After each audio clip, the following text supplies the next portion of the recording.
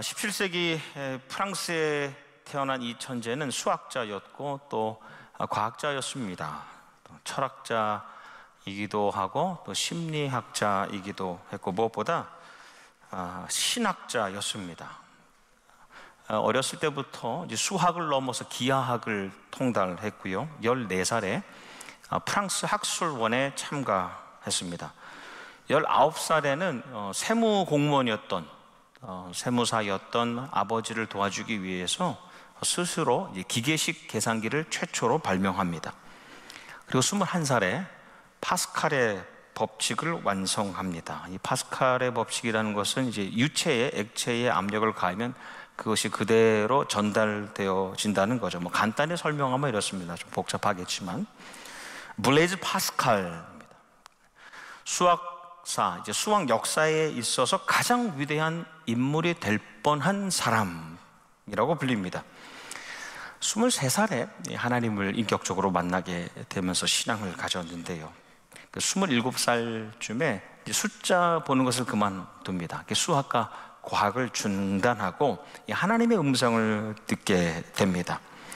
그의 말 가운데에 철학자들과 과학자들의 신이 아닌 아브라함의 하나님, 이삭의 하나님, 야곱의 하나님, 예수 그리스도의 하나님, 하나님 외에는 세상의 모든 것들이 기억에서 사라진다. 기쁨의 눈물이라는 문구를 양피지에다가 써서 자기 자켓에다가 넣고 그걸 꿰맸습니다. 꿰매고 난 다음에 평생 죽을 때까지 그 문구를 지니고 살았습니다. 사실 파스칼이 다시 수학적인 재능을, 능력을 발휘할 수 있게 된 그런 때도 있었는데요. 31살 겨울밤에 마차를 타고 가다가 말에 고삐가 풀리게 되면서 그 마차가 이 다리로 돌진합니다. 그 사고로 생명을 잃지는 않았는데 그 일이 있고 난 다음에 자기 하나님에 더욱 집중하게 됩니다. 그거로 파스칼은 신학을 깊이 연구하는데 그의 많은 업적들 가운데에 가장 탁월했던 하나 작품이 방세이죠. 방세는 하나님 알지 못하는 사람들을 신앙으로 이끄는 이제 변증이라고 하는데요. 이제 하나님을 소개하고 기독교 신앙을 전해주는 그런 작품입니다. 방세는 사실 불란서어죠. 프렌치입니다. 영어로 번역하면 thoughts입니다. 한국말로는 생각들이에요. 그리고 하나님에 대한 많은 생각들, 신학적인 사유들, 한 1000개가 넘는 간단한 문장들을 모아서 만든 모음집입니다. 그러니까 완성형이 아니에요. 그냥 모을 대로 모아서 만든 것이고, 죽고 난 다음에 출판되었기 때문에 유고작입니다. 그 작품의 213페이지, 인간은 가장 연약한 갈대에 불과하다. 하지만 인간은 생각하는 갈대이다. 인간은 비참하지만 그 비참함을 아는 것이 곧 위대함이다. 인간이 가지고 있는 이성과 그 능력을 넘어서서 오히려 그것이 아니라 한계와 인간의 불완전함을 강조했습니다. 사실 그 프랑스의 동시대를 살았던 또 다른 천재 데카르트, 르네 데카르트, 나는 생각한다, 고로 존재한다 인데, 이 파스칼은 데카르트를 비판했습니다. 나는 데카르트를 용서할 수 없다. 그는 가능한 한 하나님을 빼버리려고 했다. 이 생각 가운데 하나님을 빼버리고 내가 생각한다라고 했다는 것이죠. 이 파스칼의 세상을 떠나기 2년 전에 자기를 부정하는 행위의 하나로서 이 어려운 가족에게, 이 천연두에 걸려서 힘들어하는 가족에게 자기 집을 내어줍니다.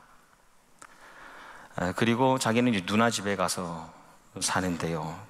39살 나이로, 그전에 치통이 심했고 두통이 심해지면서 경련과 발작 후에 39살의 나이로 세상을 떠납니다. 이 파스칼은 하나님과 인간의 관계를 세 가지로 나눴는데, 첫 번째, 하나님과 관계없는 삶을 살아가는 무지한 사람.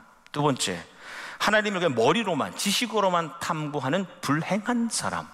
그리고 마지막, 하나님을 믿음으로 신앙하는 정말 행복한 사람입니다. 하나님을 신앙하는 믿음을 가진 사람은 감사하게 되고 그 감사로 인하여 행복하게 행복해진다고 했습니다. 수학의 역사에, 수학사에 있어서 가장 위대한 인물이 될 뻔한 사람, 근데 전혀 다른 삶을 살았죠. 근데 그의 삶에 대해서 불행했다, 불완전했다, 미완의 삶이라고 하는 사람도 있겠지만, 하나님 앞에서 그의 삶은 그냥 그대로 완전한 삶이었던 겁니다. 우리가 삶에서 만나는 지독한 고난들이 있습니다. 실패가 있고 좌절이 있어요. 근데 우리가 급하게 우리가 가진 생각과 우리의 이성으로, 우리의 경험으로 판단하면 이 고난은 불행입니다. 고난은 불행이에요. 하지만 우리가 하나님의 섭리 안에서, 그분을 향한 그 믿음 안에서 해석하면 그 고난이 감사가 되는 것이죠. 나는 스스로 생각하는 온전한 존재가 아니라 나는 하나님 안에서만 바르게 생각할 수 있는 갈대와 같은 미완의 존재라는 것을 인정하면서 우리 감사는 시작되는 것 아니겠습니까?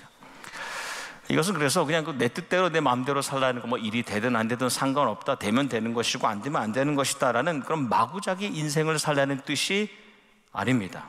내가 최선을 다하고도, 최고의 노력을 다하고도 다다르지 못한 결과, 미완이라 하여도 그것을 통하여 하나님이 나타나신다면, 하나님 임재하심과 하나님 역사하심이 경험된다면 그것은 하나님 앞에서 완성된 삶이라는 것이죠. 여러분, 우리 그리스도인들이 이제 고난에 대해서 너무 쉽게 이야기하는 것을 우리가 봅니다. 나의 고난, 또 너의 고난. 난 이렇게 해서 실패했고 그 사람 보니까 그렇게 실패했더라 라고 이야기합니다. 예수님의 제자들도 그랬죠. 앞을 보지 못하는 그 사람, 그 장애의 고난을 보면서, 선생님, 이 사람이 뭘 잘못해서 무슨 죄로 이렇게 태어났습니까? 라고 묻지요. 근데 예수님께서는 도리어 그 불완전함, 그 인생의 불완전한 미완을 통해서, 오히려 그것을 통해서라도 하나님이 하시는 일을 드러내기 위하여, 하나님의 영광을 위하여 그렇게 살아간다고 말씀하십니다. 오늘 우리가 나눈 이 고린도후서의 배경이 되었던 고린도 교회와 거기 고린도 교인들도 사도 바울을 보면서 그가 가지고 있는 그 육체에 가실 그 고통을 보면서 생각하고 판단합니다. 하나님 없이 평가를 내리잖아요. 아니, 하나님과 함께 한다는 사람이 모두 저렇게 아프냐? 다른 사람한테는 자기 손수건 앞치마를 얹어놓기만 해도 그 사람의 병이 낫는다고 하는데, 그러면서 자기의 병은 왜 고치지 못하느냐 하잖아요. 사도 바울 역시도 자기의 그 완전함을 위해서 3번 기도하죠. 자기의 온전케 됨을 위하여서 3번 기도했다는 것은 1번, 2번, 3번이 아니라 그토록 오래 충분히 기도했다는 겁니다. 근데 기도할 땐 몰랐는데 하나님 안에서 깨닫게 된 응답이 무엇입니까? 내 은혜가 내게 족하도다. 이는 내 능력이, 하나님의 능력이 너의 약한 데서 완전해진다는, 온전하여 짐이라. 사도 바울은 도리어 나의 완전함이 아닌 나의 불완전함, 나의 미완을 통하여서 하나님의 완전하심이, 그 능력이 드러난 것을 깨달으면서 거기서 기쁨이 시작되고 감사하게 됩니다. 우리가 경험하는 고난이 있습니다. 좀 살아가면서 우리 경험되는 고통이 있습니다. 근데 그것의 근원은 사실 우리 인간의 죄에서 비롯됩니다. 우리 인간이 약하고 악하기 때문에 세상에 모든 고난이 나옵니다.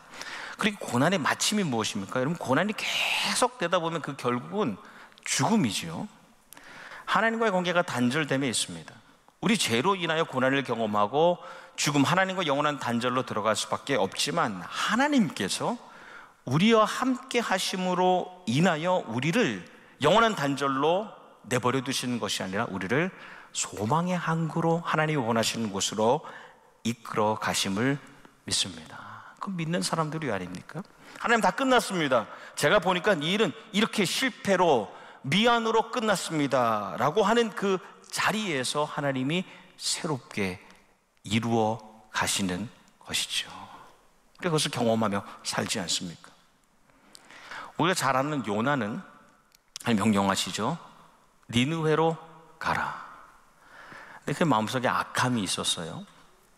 자기 악함을 따라서 니느웨로 가지 않고 다시스로 갑니다. 그런데 가는 길에 바다에 폭풍이 일어납니다. 배가 깨집니다. 모두가 곧 죽어서 망하게 됩니다. 근데 요나가 이렇게 말합니다. 이 모든 일이 나 때문이다. 이 모든 일이 내가 하나님을 피하려고, 하나님의 얼굴을 피하려고 하다가 일어난 것이니까 나를 바다에 던지시오라고 말하는데, 아마도 요나는 그 말을 하면서 내가 정말로 원했던 것, 내가 좀 도망치고 싶었던 일은 안 되었구나, 실패했구나 라고 생각했을 겁니다. 제자 베드로는 저편으로 건너가자라는 예수님의 말씀을 듣고 예수님을 모시고 건너갑니다. 걸어서 지방으로 배를 몰고 가는데, 우리가 잘 알듯이 가는 길에 호수의 풍랑이 일어납니다. 말씀해 보니까 물이 배에 거의 가득 차게 되었다는 겁니다. 선생님, 우리가 이렇게 죽게 되었는데 선생님 안 돌아보십니까? 다른 번역에 보니까 선생님 아무렇지 않으세요. 우리 이렇게 죽을 것 같은데 아무렇지 않으십니까? 라고 말할 때 그는 이미 실패를 직감하고 모든 걸 포기한 상태였죠. 마지막 사도 바울은 땅끝까지 가라 라는 하나님의 명령에 순종했어요. 그리고 그에게는 선한 마음이 있었고 강한 믿음이 있었습니다. 선한 마음도 있었고 강한 믿음이 있었습니다. 그래서 로마로 향하는 배를 탔는데 어떻게 됩니까? 주변에 있는 사람들이 선한 마음이 아니라 악한 마음을 가지고 있었고, 강한 믿음이 아닌 약한 믿음을 가지고 있었습니다. 선장은 선장대로, 선주는 선주대로, 또 승객은 승객대로 자기가 원하는 대로 자기의 욕망에 따라서 하기를 원했습니다. 그래서 나는 선한 마음도 있고 강한 믿음도 있는데 그 뜻대로 되지 않았습니다. 유라굴로라는 광풍을 만나게 됩니다. 그래서 다 버리잖아요. 화물도 버리고 기구도 버리고 다 버리고, 말씀해 보면 해도 보이지 않고 별도 보이지 않고 풍랑도 그대로더라. 그 밤에 사도 바울이 하나님의 응답을 받기 직전까지는 완전한 실패와 좌절의 한가운데 있었습니다. 정리하면 요나는 악한 마음을 가지고 배를 탄 사람이고, 베드로는 약한 믿음을 가지고 배에 올랐던 사람이고, 사도 바울은 강한 믿음도 있었고 선한 마음도 있었는데 결국 공통적으로 폭풍을 만났고 죽음의 위기에 처하게 됩니다. 다 끝났다, 모든 것이 막혀버렸구나 라고 하는데, 그때 하나님께서 큰 물고기를 예비하시고 광풍을 고요하게 하시고 새로운 한 섬에 상륙하게 하시죠.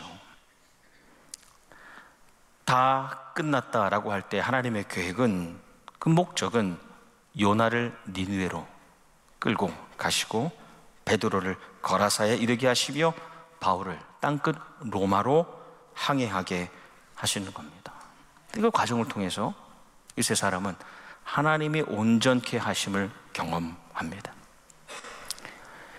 나의 약함과 나의 악함이, 또 혹 다른 사람들이 가지고 있는 약함과 악함이 종국의 패배와 절망에 이르는 것이 아니라 오히려 온전케 하시는 하나님을 드러나게 하고 그 일로 인하여 감사하게 만드는 것을 경험하는 겁니다.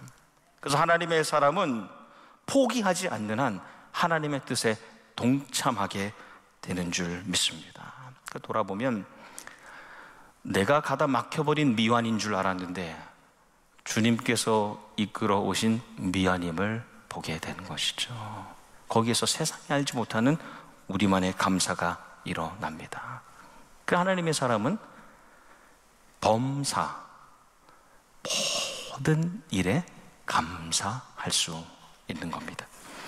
우리가 잘 아는 요셉은 하나님께서 주신 그 꿈, 그 비전을 자랑하듯이 말하는, 그래서 성숙하지 못한 그 약함을 가지고 있었습니다. 요셉에게는 약함이 있었어요.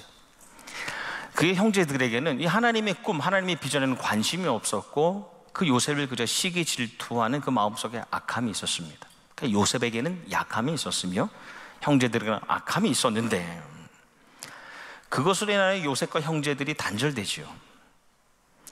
결국 그렇게 서로의 불행으로, 그 엔딩이, 그 마지막이 그냥 불행으로 끝나는 것 같았습니다. 하지만 형제들이 양식을 구하려고 애굽에 찾아와서 요셉 앞에 서죠. 그리고 서로 대화하는데 히브리 말로 당연히 대화할 때 요셉은 알아듣지 못할 거라 생각을 했어요. 근데 그 형제들이 서로 말하기를, 우리가 동생 요셉이 살려달라고 했을 때, 그렇게 애원할 때 그렇게 힘들어하는 것, 괴로워하는 것을 보면서도 들어주지 않고 죄를 지어서 이렇게 우리가 괴로움을 당하는구나 라고 서로 말하는 것을 요셉이 듣고 말씀해 보니 들어가서 울고, 다 울고 난 다음에 다시 나옵니다. 왜 울었을까 요셉이?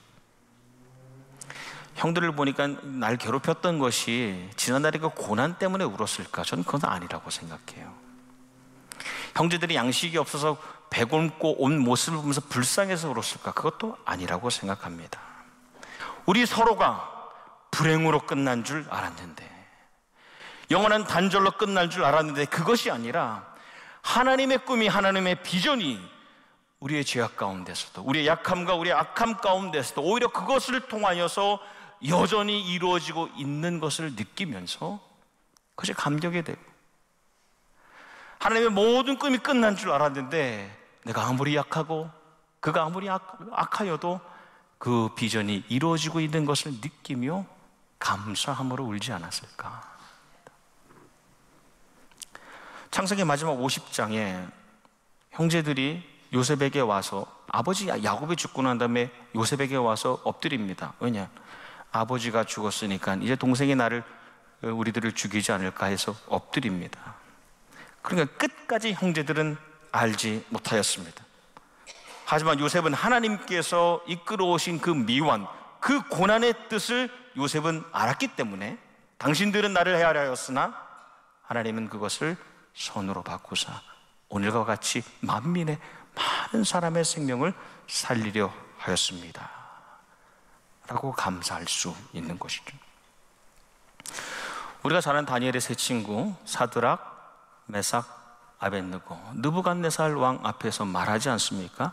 그들은 선포합니다. 왕이여, 우리가 섬기는 하나님이 우리를 풀무불 가운데서 또 왕의 손에서 건져내시리이다. 근데 그렇게 하지 아니하실지라도 우리는 왕의 신들을, 우상을 섬기지도 않을 것이고 금신상에 절하지도 않을 줄 아옵소서입니다. 여러분, 이 선포와 이 고백이 무엇이죠? 나의 생사화복이, 내가 살고 죽어가는 것, 내 삶에 다가오는 화와 복이 내 인생의 완성도를 보여주는 것이 아니라는 겁니다. 내 삶을 평가할 수 있는 기준이, 내 삶을 평가, 판단하는 기준이 내 생사화복에 있지 않다는 선포이지 않습니까? 진정한 성공과 온전한 성취는 내가 잘 살고 내가 잘 먹는 것에 있는 것이 아니라, 내가 최고로 최선을 다하여도 이르지 못한 그 미완, 그 마지막 결과에서도 여전히 그 고난의 가운데 하나님이 임재하시고 역사하심이 드러난다면 내 삶은 충분히 완성되었다는 것이죠. 나의 완성도가 내 안에 있는 것이 아니라 하나님의 기준에 부합되느냐, 그렇지 못하느냐에 있다는 겁니다. 근데 우리는 내 삶의 완성도를, 내가 얼마큼 성공했느냐를 항상 다른 사람과 비교하지 않습니까? 불무불에 타 죽으면 실패한 것이고 죽지 않고 살아나면 성공이라고 합니다. 그런데 다 죽어도 하나님의 임재와 역사가 드러난다면 그것은 완전한 삶이죠. 미즈노 겐조라는 이가 있습니다. 꽤 한 40년 전에 살았던 일본 사람입니다. 많은 분도 계시겠는데요. 본래는 건강한 아이였는데 11살 때 열병을 앓았습니다. 열병을 앓고 난 다음에 뇌성마비 진단을 받았습니다. 그래서 평생 이제 전신마비로 살아가야 되는데, 오직 움직일 수 있는 것, 기능이 살아있는 것은 눈을 깜빡이는 것과 귀로 들을 수 있는 것이었습니다. 그래서 자리에 누워만 있는데 눈물이 흘러도 자기 눈물을 닦을 수가 없어요. 근데 그의 집에 이제 빵을 파는 빵가게를 운영했는데, 한 목사님이 와서 성경책을 전해주고 그래서 말씀을 읽게 되면서 이 겐조가 하나님을 만났습니다. 그러고 난 다음에 이제 말씀을 읽기를 원하는데 어머니가 아들 곁에서 말씀을 넘겨주는 거예요. 한 장씩 한 장씩 읽도록 넘겨줍니다. 그리고 18살이 되었을 때 이 미즈노 겐지가 시를 쓰기 시작했습니다. 눈만 깜빡이고 귀만 들을 수 있는데 어떻게 쓰느냐? 일본 이 알파벳을 일본 이 기억력에다 두고 어머니가 하나 이렇게 지나가면 눈을 깜빡여서 그것을 택했습니다. 그래서 한 글자로 완성하는 거예요. 한 글자 한 글자, 한 행 한 연을 완성해서 하나의 시를 만들었습니다. 얼마나 힘들었겠습니까? 근데 그 시가 일본 문단에 걸작이 되고 베스트셀러가 됐습니다. 그리고 NHK 방송이 특별히 보도를 하게 됩니다. 4개의 시집을 냈는데 첫 번째 시집의 제목이 내 은혜가 내게 족하도다입니다. 그리고 4개의 시를 합쳐가지고 이제 한 권으로 엄선해서 나온 책 제목이 감사가 밥이다입니다. 감사가 밥이다. 우리가 뭘 먹고 살아갑니까? 감사를 먹고 살아간다는 겁니다. 그의 글 가운데 하나님, 33년 전 뇌성마비가 되었을 때 하나님을 원망했습니다. 근데 그것이 그리스도의 사랑에 닿기 위해서라는 것을 깨닫고, 그것이 그리스도의 사랑에 닿기 위해서라는 것을 깨닫고 감사와 기쁨으로 변했습니다. 47살에 세상을 떠났는데요, 죽을 때까지 소원이 딱 2개였습니다. 첫 번째, 하나님 아버지라고 소리내어 부를 수 있다면, 첫 번째 소원이었어요. 하나님 아버지. 2번째, 나를 찾아오는 사람들에게 감사합니다 라고 소리내어 말할 수 있으면 좋겠다. 근데 47살 세상을 떠날 때까지 그 소원을 이루지 못했죠. 근데 그 누구도 그의 삶을 미완이라고 말하지 않습니다. 가장 완성된 삶을 살지 않았습니까? 2023년 벌써 이제 한 달을 남두고 있습니다.